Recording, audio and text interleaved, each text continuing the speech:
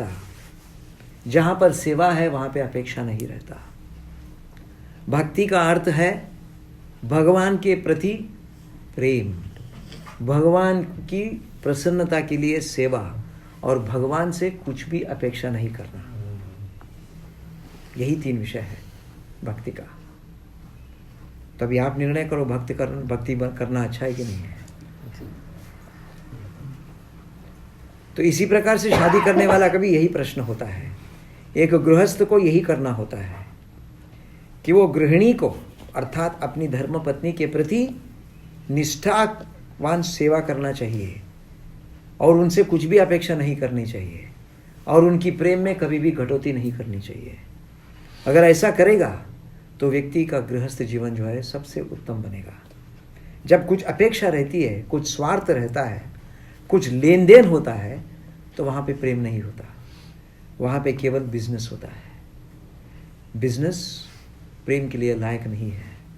Businessman प्रेम नहीं कर सकता जब तक उसकी बिजनेस कृष्ण से जुड़ा नहीं है, तो वो बिजनेस सेवा हो जाता है। समझे?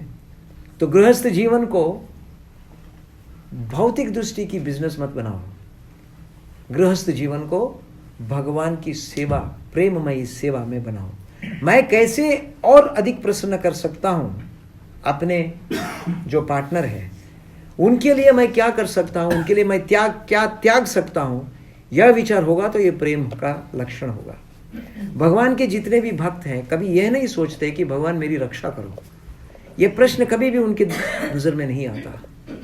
अर्जुन ने कभी भगवान से नहीं पूछा कि मेरी रक्षा करो। इतने सारे लोग सामने खड़े हैं, तुम भी पागल जैसा मुझे बिल्कुल सामने लाके खड़ा करके रखे हो, पीछे क्यों नहीं रखा रथ को? ऐसा नहीं पूछा। वे कभी भी अपनी स्वयं की रक्षा के लिए नहीं पूछते हैं। तो जो प्रेम करता है वह भी अपने लिए क्या मांगना है ये कभी नहीं सोचता। तो जिसमें स्वार्थ है वहां पे प्रेम नहीं है। तो भक्त का अर्थ है भगवान की प्रसन्नता के लिए कुछ भी करने के लिए तैयार है।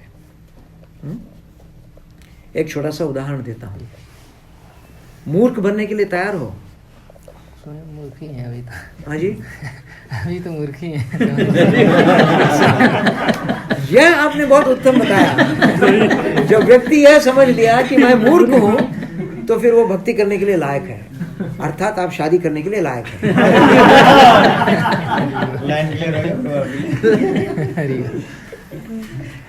एक पुत्र अपने पिता से कहा कि पिताजी मेरा अभी विवाह हो चुका है, मैं शादी करना चाहता हूं। तो पिता ने उससे कहा पहले सारी बोलो। मैं क्यों बोलूं? तो पिता चुप हो गए। तो फिर पुत्र कहने लगा कि मैं आपसे कुछ कह रहा हूं, आप उसके बारे में थोड़ा ध्यान दीजिए ना। फिर पिता कहते हैं सारी बोलो। तो ऐसे 2-3 बार हो गया। तो पुत्र बड़ा ही विचलित हो गया, बार बार मुझे ऐसे क्यों कहते हो? तो क्या बेटा, शादी करने के लिए सबसे पहला लेसन यही होता है। जब तक सारी नहीं बोलेंगे तो तब तुम शादी करने लायक नहीं होते हो। समझे ना? समझे? प्रेम की पहली शिक्षा। तो हम भी भगवान को सारी बोलते हैं, हे प्रभु आपकी सेवा को छोड़कर मैं यहाँ पे आया, क्षमा चाहता हूँ। सारी का अर्थ है क्षमा अर्थात। समझे? तो जो व्यक्ति क्षमा मांगने के लिए तैयार है वो भगवान की सेवा में प्रेममय भक्ति करने के लिए उचित व्यक्ति होता है। और इसी तरह से शादी करने वाला व्यक्ति भी शादी करने की इच्छुक रहता है, उसके मन में सबसे पहले क्षमा मांगने की इच्छा होनी चाहिए। क्यों? हम दूसरे किसी व्यक्ति के साथ अपना जीवन बिताने वाले हैं, हमें पाप कूट भरा हुआ है। हम अपनी पापों की जो सूची है उनके समक्ष में नहीं रखते हैं। हम अपने आप को बड़े शुद्ध, निष्ठावान और इतने परम पवित्र बनाकर अलंकृत होकर जाते हैं, मगर पूरे पाप का भंडार लेके जा रहे हैं। इसीलिए सबसे पहले क्षमा मांगने की इच्छा रखनी चाहिए और क्षमा मांगने की बुद्धि होनी चाहिए।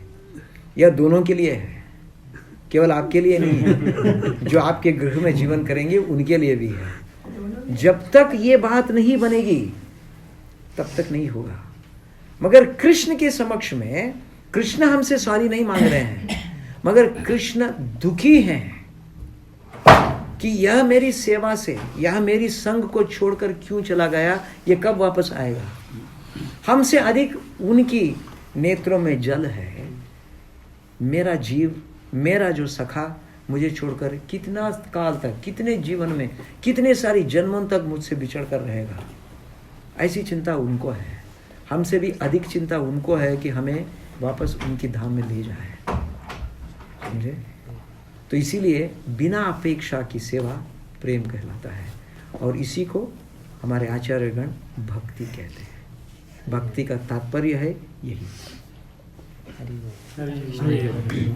अन्याभिलाषिता शून्य ज्ञान कर्मादि अनावृतम अनुकूल्येन कृष्णानुशीलनम भक्तिर उत्तमा। ठीक है प्रभु। लेकिन प्रभु जी जैसे अभी आप इतना अच्छा एक्सप्लेन किए, लेकिन हमको जैसे अभी किसी को चुनना है अपने लाइफ पार्टनर, तो कैसे चुन सकते हैं? तो उसके लिए गुरु के पास जाए। आपसे बड़े तो हमको क्या देखना चाहिए, मतलब उनमें कि हमको मतलब शादी करने का योग्यता? हम श्यामदेश.com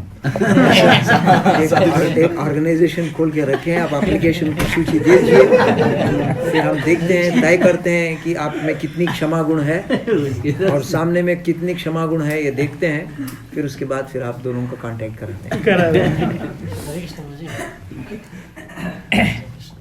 आपके निजी प्रश्न है तो इसके लिए आप कंसल्ट करें और आपकी समाधान होगा। हरे कृष्ण। धन्यवाद। आपने जैसे बताया भक्ति में केवल अपनी प्रेम देने के लिए आता है, समझे ना।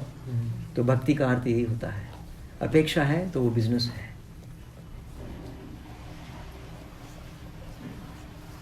भगवान श्री नरसिंहदेव ने प्रहलाद महाराज से इतना प्रसन्न हो गए थे, उनको अपनी गोदी में बिठाया।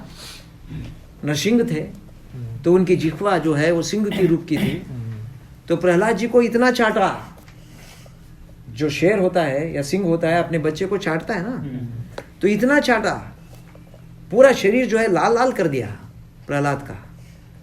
और सारी देवी देवताएं बैठकर सोच रहे हैं ऐसी भाग्य तो हमको कभी मिला नहीं, हमारे सर पर हाथ भी नहीं रखे हैं और यहाँ पे उसको गोद में बिठाकर ऐसा चाट रहे हैं, तो ये है कौन।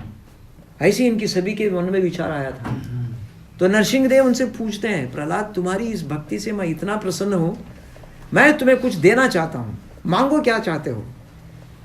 तो प्रहलाद जी कहते हैं, हे प्रभु आपने ये नया चीज क्यों शुरू कर दिया हमारे दोनों के बीच में। मैंने क्या नया किया, मैं सब भक्तों को कुछ ना कुछ देता हूं, तो तुम भी मेरे परम भक्त हो, मैं खुद प्रसन्न हूं, तुमने तो कुछ मांगा नहीं, मुझे देने की इच्छा है, लो। तो तब प्रहलाद जी कहते हैं, ठीक है आपने मुझे सही पहचाना। क्या पहचाना मैंने, क्योंकि मेरा पिता जो थे ना हिरण्यकशिपु, वो सभी लोगों से सब कुछ लूटा था और इतनी जगत में इतना बड़ा चक्रवर्ती था, सबको अपनी आंखों को जैसे अपनी भ्रुकुटी को ऊपर उठाकर सबको डरा के रखता था। उसकी पालकी उठाना तो कौन रहता था, सामने चंद्र सूर्य अग्नि वायु, ये थे उनकी पालकी उठाने वाले हिरण्यकशिपु के। अच्छा, सूरज चंद्र भी वो कहता था चंद्र आज तुम जरा जरूरत नहीं है तुम्हारी, बैठ जाओ, तो चुपचाप रहता था शाम। सूर्य को बोलता था इतना क्यों गर्मी रखता है रे, चुप कर, कंडीशन तो चुपचाप होता था। ऐसी उसकी शक्ति थी हिरण्यकशिपु की। तो आपको यह लग रहा है ना, प्रहलाद कह रहे हैं कि मैं हिरण्यकशिपु का संजात हूं, तो मुझ में भी कुछ ना कुछ तो इच्छा होगी और मैं भी चाहता हूं कि कुछ ना कुछ मैं भोग करूं, और इसलिए मुझे भोग देकर मुझको लालच देना चाहते हो। ऐसा साहस किया प्रहलाद ने नरसिंहदेव से बात करने का। तो आप समझ सकते हैं वो किस तरह का भक्त था, समझे। तो इसीलिए आपकी जो प्रश्न था, क्या हमें कुछ पूछना है या कुछ नहीं पूछना है, तो पूछते हैं सिर्फ एक ही चीज, हे प्रभु मेरा पिता जो इतना दुष्ट था, भक्तों को इतना कष्ट दिया और आपको भी स्वयं इतना कष्ट दिया, केवल आप उनको क्षमा कर दीजिए। तो कहते हैं प्रहलाद ये तो मैंने कब का कर दिया, क्योंकि वो तुम्हारे पिता थे, मुझे उनको मारने से पहले ही मैंने उसकी क्षमा कर दिया, ये मत पूछना, और कुछ है तो पूछो। तो कहते हैं अगर आप मुझे कुछ वर देना चाहते हैं तो प्रभु एक ही वर दीजिए। क्या है? जिन्होंने मुझे आपके चरण में लाए हैं उस गुरु की सेवा को मैं आजीवन काल तक करते रहूं, यह आप मुझे वर दे दीजिए। अर्थात नारद मुनि ने जो माता के गर्भ से ही भगवान श्री कृष्ण की भक्ति की उपदेश दिया था, मुझे उनकी सेवा करने दो। तो कहते हैं नरसिंहदेव, ये तो तुम्हें वर ऐसे ही प्राप्त होगा क्योंकि गुरु भक्ति के बिना तुम मेरी दर्शन नहीं कर सकते हैं, कुछ है तो और पूछो। तो तब एक ऐसा बात बोल देते हैं प्रहलाद महाराज जिसको सुनकर नरसिंहदेव चौंक जाते हैं। वो कहते हैं, हे प्रभु, ये सारे लोक में जब तक हिरण्यकशिपु जैसे जो भावनाएं रखते हैं, मूर्ख होते हैं, जो आपकी पारमार्थिक स्थिति को नहीं समझते हैं, आप कौन है ये नहीं समझते हैं, आखिरी मूर्ख जब तक आपका शरण नहीं लेगा तब तक मुझे यहीं पर रहने दीजिए। तो आपके पीछे प्रहलाद जी हैं, चिंता ना करो, भक्ति महाराज की जय। हरे कृष्ण प्रभु जी, सुंदर प्रणाम चरण कमल में। अभी जो भी पूछना है इनसे पूछना।